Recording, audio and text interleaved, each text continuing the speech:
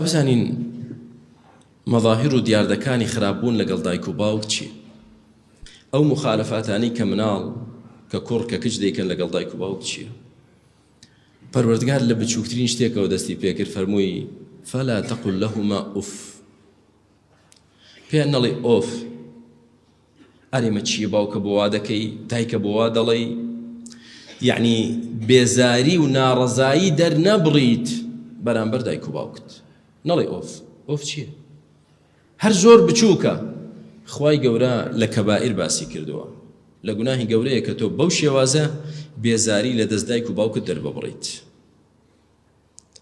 هەر قسەیەک و هەر کردەوەیەک ببێتە هۆکاری خەفەتباربوونیان، طبعاً کە شتێک نەکرد بێ بێ شەرعی بێ، یعنی شتێک نەکرد بێ شەرعی بێ. شتی شەرعی جار وایە تۆ نوێژ دەکەی باوکت خەفەت دەخوا، پێی ناخۆشە نوێژکەی، نە، باز لەوە ناکەین، ئەمە باوکەکە تاوانبارە.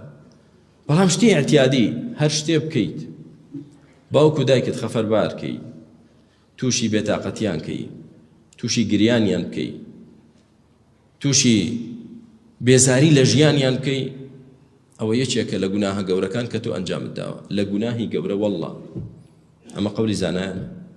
خوای گەورە بە نەسی قورئان دەفەرمێ فەلا تەقل لەهما ئوف وەلا تەنهەرهما، زەجریان نەکەن، دەنگیان بەسەردا بەرز نەکەنەوە، هاوار نەکەی بەسەر باوک و دایکتدا، ئەمریان پێ نەکەیت، نەچی تۆ ببیتە ئامر و ئەوان ببنە مەئموور.